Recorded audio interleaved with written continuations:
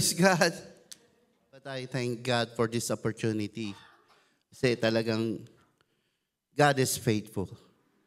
And I'm so blessed and grateful that He has trusted me to deliver His words and His message for us today. So let us thank the Lord with all our hearts. Thank you, God. Salamat po. Palapakan po natin ang ating Panginoon.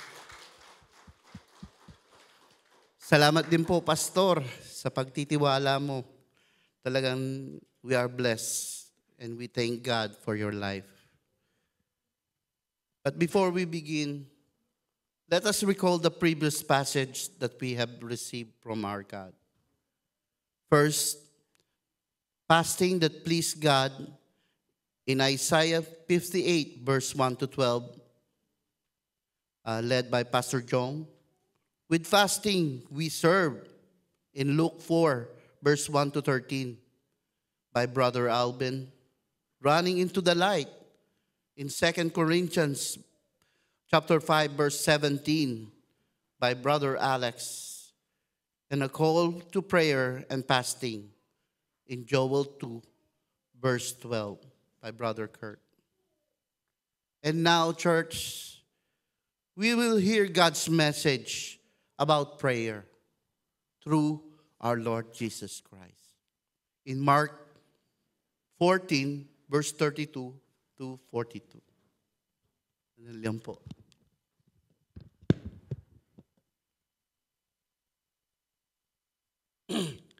Meron po tayong question. How do we pray when we are in deep distress and anguish? How do we pray when it appears God isn't answering our prayers for relief? And how do we pray in face of great suffering? Siguro alam niyo naman po lahat na meron po kaming anak na autism. At yung kanyang diagnosis is nonverbal autism. Hindi po talaga siya nakapagsalita hanggang ngayon. Pero hindi po kami napapagod na kausapin siya. Hindi po kami napapagod na makapag-communicate sa kanya. Lagi namin siyang kinakausap. Kung ano man po yung sitwasyon. Masaya, malungkot, or anything. Kahit po alam namin na hindi siya magre-response or hindi siya sasagot. But praise God, talagang napakalaki na po ng progress niya.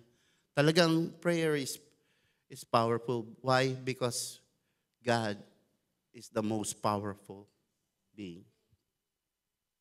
Sabi po sa Philippians 4, chapter 6, do not be anxious about anything, but in every situation, by prayer and petition, with thanksgiving, present your requests to God. The scripture says that we should always communicate our Lord everything, church, through prayer. Church, this means that we should not only practice prayer as an habit, but we should practice prayer as a lifestyle. But in every situation, by prayer and petition, with thanksgiving through prayer, present our request to God. So whenever situation we are in, whether it was good or bad, we should always commit ourselves to God in prayer. Napakaganda po nitong promise in Psalms 52, verse 22.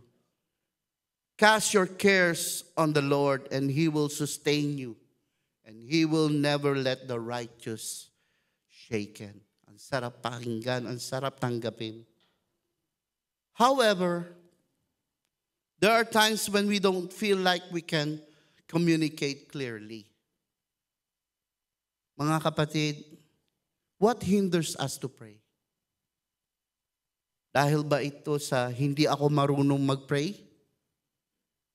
Dahil din ba sa hindi ko alam kung ano ang sasabihin ko when I pray? Or worse, hindi talaga ako nagpe-pray. In Psalms 8, verse 26, In the same way, the Spirit helps us in our weakness. We don't know what we ought to pray, but the Spirit Himself intercedes for us through wordless groans. So let us not be hindered to pray, church, because the Bible also says that our prayer, the Holy Spirit will intercede for us when our word fails us. There are countless examples about prayer in the Bible. Too many things can be said in prayer. But the bottom line is we should always communicate with the Father and then surrender ourselves to His will. That is why I titled today's sermon, Obedience Through Suffering, Praying Like Jesus. Let's pray. Dear Lord, our Father God, the most gracious, wonderful, magnificent, glorious God, we are here today to honor You, magnify You, exalt You, adore You.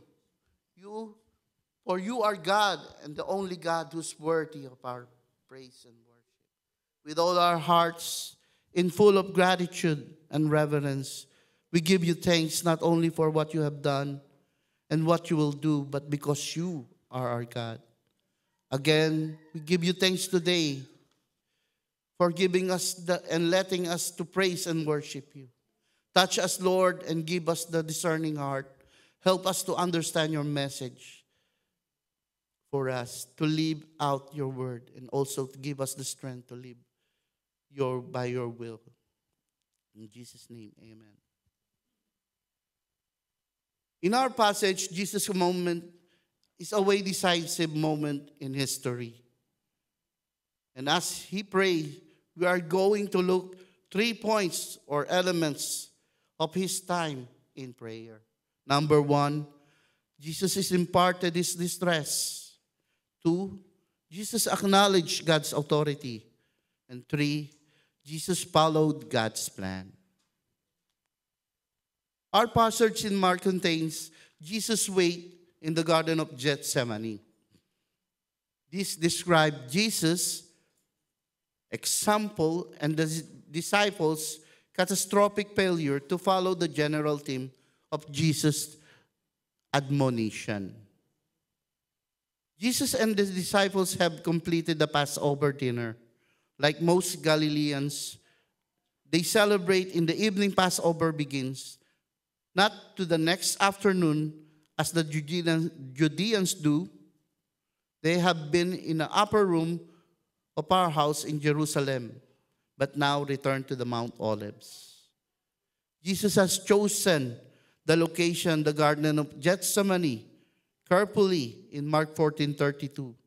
The garden sits on the west side of the Mount of the Olives, at the intersection of 2 roads that comes east out Jerusalem. Church, if Jesus had taken the disciples to Bethany, maaari pong makita o magkikita sila doon ng kanyang mga followers, and they might revel on them. But God is so powerful and sovereign, hindi niya ito hinayaan. Gethsemane is in the garden of Mount of Olives. The name derives from the reference to an oil press, where the olive are pressed in order for the juice or oil to come forth. And this would be the type of soul anguish Jesus began to feel, as He would be the one who would be crushed for our iniquities. In Isaiah 53, verse 5 says, "But He was pierced from our transgression, He was crushed for our iniquities. Upon Him was the chastisement that brought us peace, and with His wounds we are healed." So the text tells us about our sins, our hope, and the person of the work of Jesus, which leads us to the first point. Jesus imparted His distress. Jesus is a God incarnated. He is fully God and fully man. And the question is, how as God, he can pray to God. Paano nga ba yun? Diyos siya, tapos magdarasal siya sa Diyos. The answer is, when he became man, he emptied himself from the full expression of his deity. In Philippians 2, verse 6 to 7 says, who though he was in the form of God, did not count equality with God a thing to be grasped, but rather he made himself nothing by the very nature of the servant being made in human likeness. Wag po tayo malito. God is a sovereign God. God and all his attributes are perfect. So God knows all Jesus' thoughts because he is omniscient. And God doesn't need Jesus' prayer to know what he wants or think. Because in Matthew 6 verse 8 says, the Father knows what we need before we ask of it. But Jesus is also a fully human. And in his human side, requires effort to maintain his part of the connection. So, ganun din po tayo. Talagang kailangan natin mag-effort para po ma-maintain yung relationship at yung connection natin sa Diyos. Prayer is how we communicate to God, and it is a gift. Regalo po ito, napakagandang regalo. There are several times throughout the ministry, Jesus tried to find a quiet place to pray. Makita po natin to sa Mark 1 verse 35 and Mark 6 verse 46. As a human, Jesus is one person but has two natures, God and man. Each of this nature has its own will. Jesus has no sin nature and cannot sin. Why? Because he is fully God. But he's also human, fully human. So that it will require intentional for him to stay sync with God's will. So let us go back to the passage. Jesus is currently enduring incredible amounts of distress and is open about that towards to his disciple. In verse 34, Jesus confesses to his disciple that he is deeply grieved to the point of death. Ano kaya yun dahilan for him to cause of such emotional distress? Church, lahat tayo nakaka-experience ng agony, ng pain, ng suffering. Maybe dahilan ng sakit, dahilan sa lost relationship, or toxic environment sa trabaho, or losing job, or financial problems. We all have our own pain and anguish in our lives. At mahirap talaga itong solohin o pasanin mag-isa. Let's also remember the pain from the people of the Bible who also face painful anguish situation. Gaya po ni Abraham when he sacrificed his son Isaac in Genesis 22 verse 5. Or think about David's felt when his son Absalom died in 2 Samuel 18 verse 33.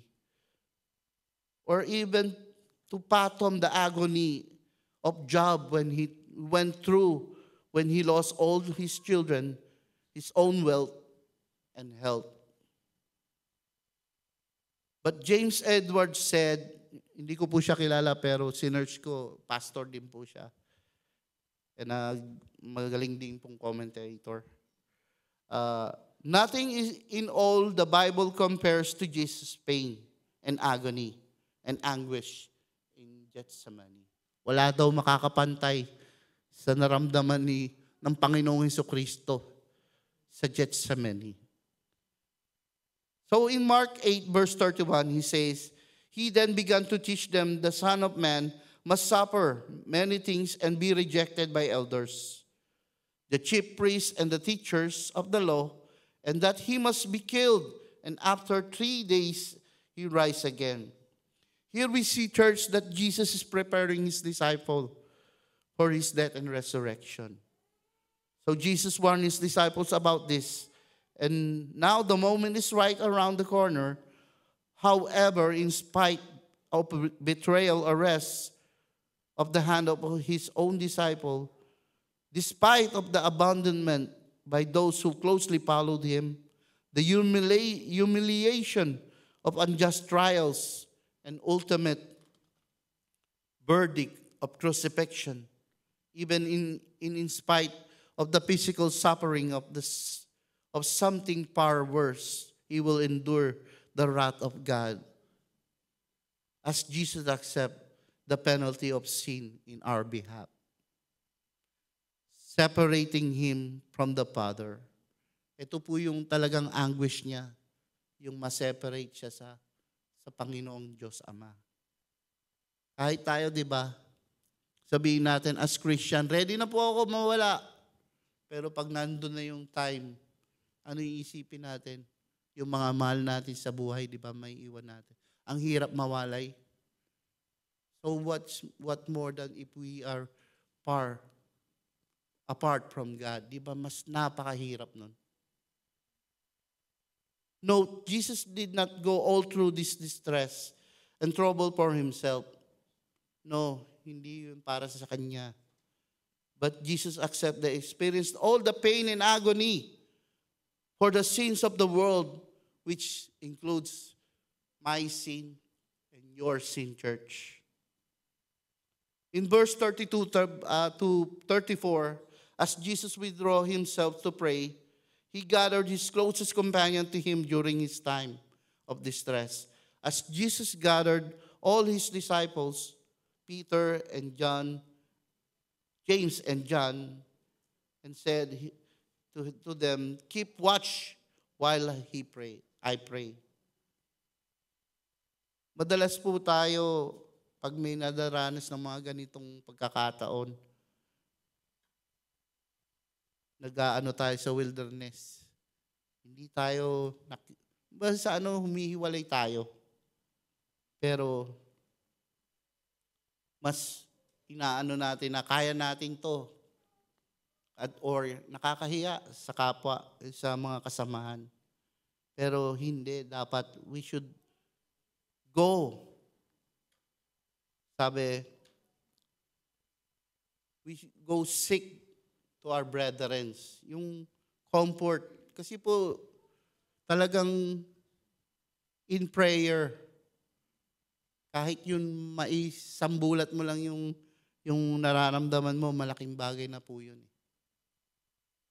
Although sadly we know already the disciples weren't able to remain awake and pray. In verse 37 to 38, and he came and found themselves sleeping. And he said to Peter, Simon, are you asleep? Could you not watch 1 hour? Watch and pray that you may enter into the temptation. And the spirit is indeed willing, but the flesh is weak. In this verse, Jesus addresses the struggle of his disciples are experiencing. Number 1, willingness to follow Jesus. And number 2, but weakness to follow through. Jesus wants them to watch and pray with him, but instead, they fall asleep. The spirit is willing, but the flesh is weak. Alala ko po yung every Saturday, meron po kaming Bible study, mga anak ko. And yung aming pong topic is God's wisdom. Sabi po ni Ben, Tay, my mind said to, the Spirit tells me that I should listen and stay focused to our Bible study. but my flesh telling me to pick up the mobile and watch YouTube or play games. Diba? The spirit is willing, but the flesh is weak. God is omniscient God, and He knows the state of our hearts. Also knows the battle at work within us against temptation. That's why in verse 38, He says to us that we should remain awake. Awake po yung we should remain conscious and alert to pray against temptation. Kasi ang temptation, nandyan lang yan. Diba? Nag-iintay lang po si Satan for the right time. But he also demonstrates that it looks like the flesh to be weak and yet to overcome through prayer. Dinemonstrate po ng Panginoong Jesus yung talagang power of prayer, diba? To our flesh. Yung battle na ito. How can we overcome through prayer? We see this in Jesus' prayer in our second point. Jesus acknowledged God's authority. In verse 36, we get a glimpse of the words that Jesus communicates to the Father. And He said, Abba, Father, all things are possible for you. Remove this cup from me. Yet not, but I will, but what you will. Abba, Father is Aramaic for Father. By calling God Father, Jesus is acknowledging two major aspects of His relationship to God. Number one, God loves Jesus, and as a father, He wants the best for him. And the second, Jesus as a son, He owes Him His submissive obedience to the Father. Jesus begins this most powerful example of prayer and submission to the Lord with simple statement. Through Scripture, we see evidence of God's doing the impossible. So it's unwarranted for us children to ask the impossible of Him. Church, paano natin ito maintindihan? Sa sarili natin. Please example po natin si Sis Jean. We know all na yung kanyang pinagdaraanan. And we all know na yung kanyang sakit ay incurable. But we never stop praying to God for her healing, for strength and comfort. Why? Because we know God can do all things. Jesus even teaches us earlier in Mark 11, verse 23 and 24. It says, truly, I say to you, whoever say this, to this mountain, be taken up and thrown into the sea, and does not doubt in his heart, but believe that what he says, he will come to pass. It will be done for him. Therefore, I tell you, whatever you ask in prayer, believe that you have received it, and it will be yours. How can this be true? In Matthew 19, verse 26, Jesus looked at them and said, with man, this is impossible, but with God, all things are possible. Amen? And also John chapter 1, verse 2 and 3, He was in the beginning with the God. Also, Jesus is fully aware of God's insurmountable power. After all, Jesus was there when He, the Father, and the Holy Spirit laid the foundation of the world. We see this in John chapter 1, verse 2 and 3. He was in the beginning with God.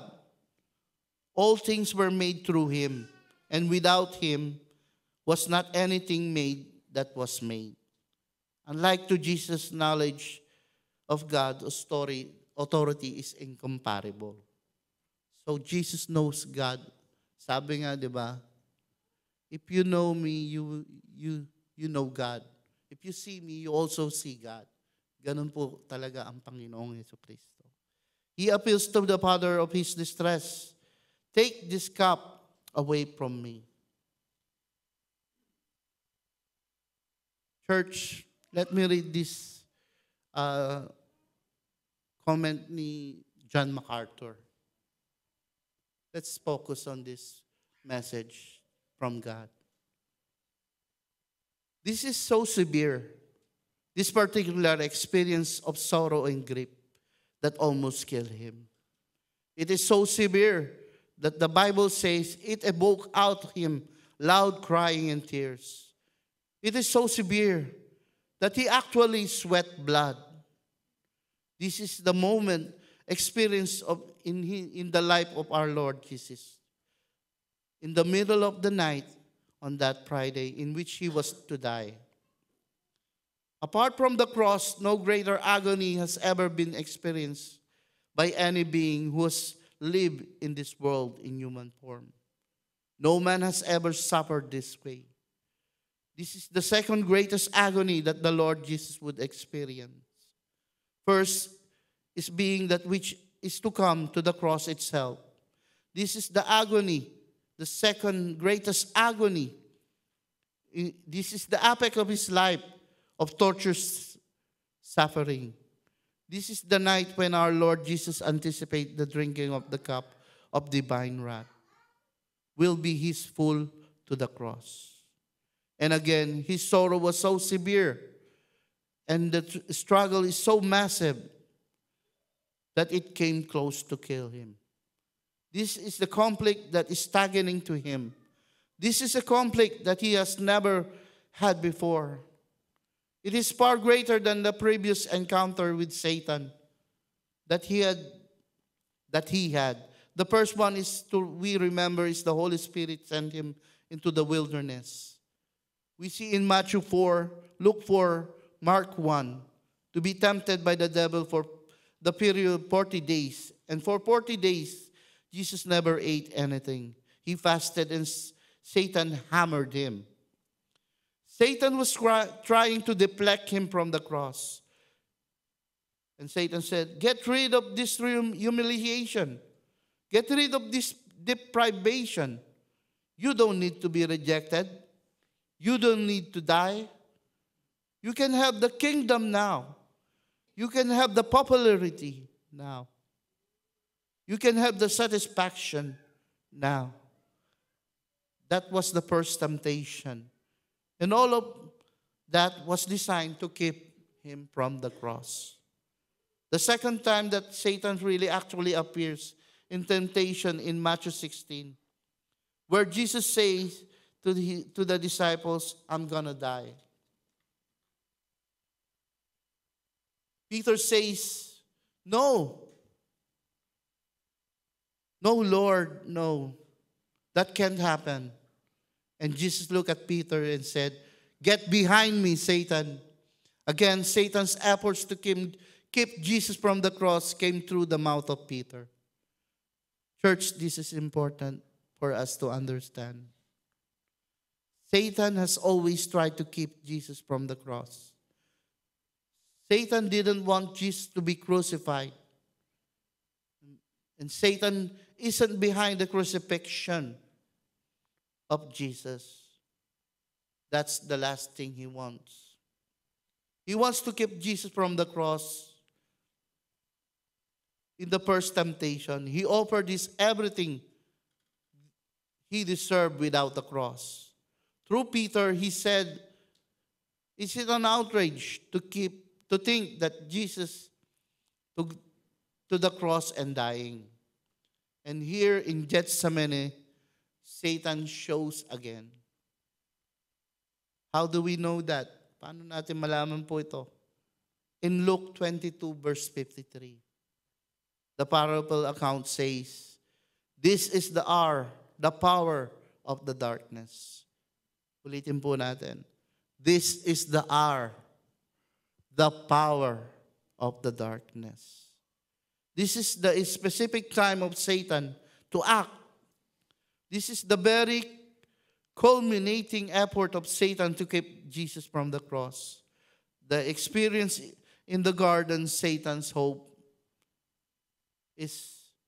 will drive Jesus to say, no, I can do it. If Satan succeeds in that, then hell is our only place to live in. God's word will be untrue. The promise of salvation is a lie. And Satan is really the sovereign. And this is the great, great battle that Jesus faced in Gethsemane. So if you all see the church, kung natapos na doon lahat, if Jesus' petition was granted, that would all us think, ano kaya yung mangyayari sa atin?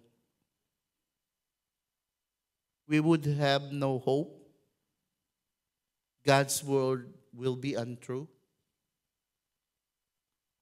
And the promise of salvation will be a lie. Because Jesus would not have taken our sins upon himself, and we would bear the full wrath of God for our sins. Nakakatakot. But praise God. Salamat sa Diyos. Jesus did not end his prayer. He immediately followed his petition with a statement of complete surrender. Jesus says, "Yet not what I will, but your will."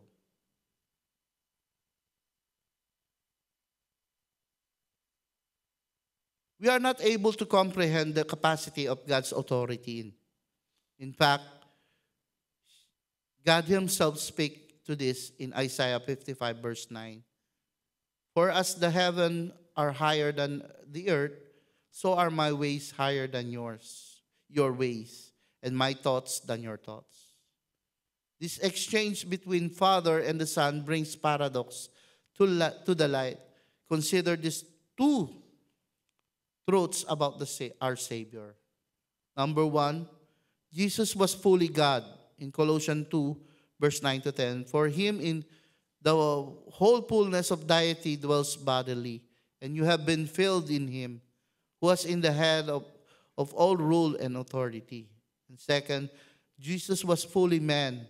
In Philippians 2, verse 5 to 7, have this mind among yourselves, which you're in Christ Jesus, who though he was in the form of God, did not count equality with God all things to be grasped, but emptied himself by taking the form of the servant, being born in the likeness of man. These two truths are impossible to reconcile in our human minds. Mahirap po itong intindihin. However, this paradox points us to one important reality. Jesus surrendered to the Father's will, God's design for our sake. That leads us to the final point. Jesus followed God's plan. This is the pivotal moment after spending hours of time in fervent prayer. Jesus returned to the moment that was source of grief. See the verse 41 and 42. He came the third time and said to them, are you still asleep and taking rest? It is enough. The hour has come. The Son of Man is betrayed into the hands of sinners. Rise, let us be going. See, my betrayal is at hand. In these two verses, we will see two realities at work. First, the disciples spent their time sleeping when Jesus had instructed them to stay awake and pray against temptation. Quickly thereafter, we see the result of this. The disciple was abandoned Jesus. Peter would deny knowing him. And they would lose hope, forgetting Jesus' promises. He would indeed be sacrificed, but would rise again in the grave in 3 days later. Jesus, on the other hand, spent his time in prayer, and then he rose to meet his circumstance in full submission to God's plan. Church, Jesus teaches us and expects us to spend time in prayer, seeking the Father's will and remaining faithful to him. He instructs us to pray without giving up. In Luke 18, verse 7 to 8, and will not God give justice to his elect, who cry to him day and night?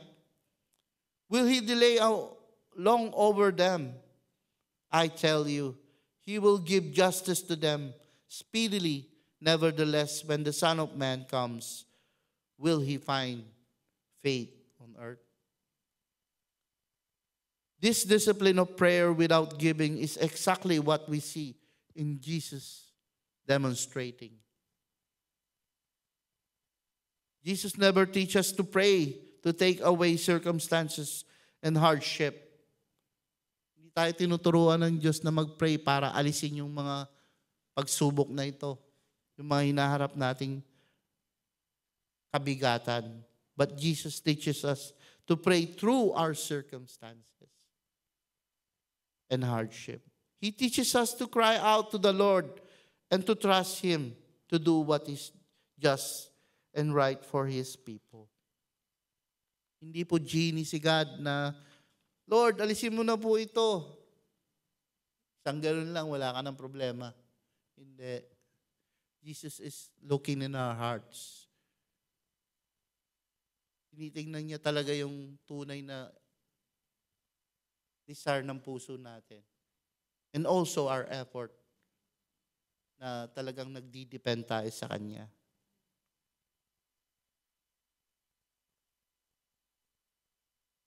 In Jeremiah 29 verse 11, for I know the plans I have for you, declares the Lord.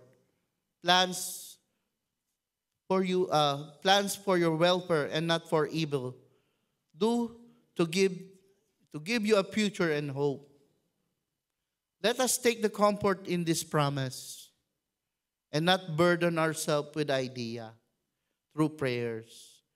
We can bend. Hindi natin kayang i-bend yung will ni God. Instead, let us pray as Jesus teaches us to pray, surrendering to the Father and trust Him to do what is good and right in the lives of His people. God has planned for us and His design for us in our best interests. This is why Jesus prayed to surrender Himself to the will of the Father, that through His sacrifice for us, we could experience redemption through His death and hope through His resurrection. So let us learn from Jesus' church. Let us learn to pray as Jesus prayed, which leads us to the challenge. Let us pray like Jesus. Number 1, bring your joy, grief, thanksgiving, and sorrow to our Father God. Number 2, pray before, during, and after hardship. Pray against temptation. And pray to seek God's will. Ilaan natin lahat sa Kanya. And trust God's plan. After laying your prayers before the Lord, trust God's answer. Trust God's plans for you with your best interest in mind. And hope that you are loved and planned for the Creator in the universe. When we are praying, hindi po tayo nagpe-pray para lang humingi. We also pray that we show our God our total dependency, our trust, and our faith. Jesus suffered for our redemption. Jesus suffered and surrendered for our victory.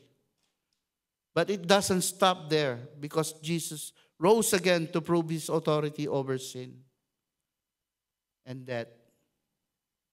If we believe in the gospel's message, we will have hope and life abundantly, starting now and last to eternity. Yes, Lord. Ako po, talagang galing po ako sa prayer. Alam niyo naman po yung mga nakaraan ko. Wala na ako itatago. Pero, hindi po, I praise God sa buhay po ng asawa ko. At dun sa mga kasama namin sa CG. And all of you that never stop praying na baguhin ako. And I praise God and I give Him the glory kasi nasan ako ngayon? Narito na ako ngayon, nagsasalita para sa Kanya. And that is the most wonderful gift na binigay niya sa akin. Hanggang ngayon, hindi ko pa rin alam kung bakit ako narito, pero I know this is God's plan. And His will be done in me. So I thank God. Let's end this in prayer. Lord, we thank you. We honor you, Lord. Maraming salamat po sa iyong mensahe ngayong araw. Lord, napakadaling sabihin, pero napakahirap gawin. Thank you for the gift of prayer na ipinagkaloob mo sa akin at sa amin. Thank you for this gift na binibigyan mo kami ng pagkakataon na mag-stay with you, to remain in you. Sabi nga po, if you remain in me, I will remain in you. Yes, Lord, inaasam namin ito. Help us, Lord, to be prayerful. Help us, Lord, to depend on you in everything in our or aspect in our lives. Teach us, Lord God, and guide us to pray. Always remind us, Lord God, na lagi ka lang nariyan, handang makinig, at handa ring tumugon sa aming panalangin. Lord, lahat ng ito ay amin pong itinataas sa iyo. Not for our own sake, but for your glory. Be glorified and honored. Magnified. Again, Lord, thank you. In Jesus' name, amen.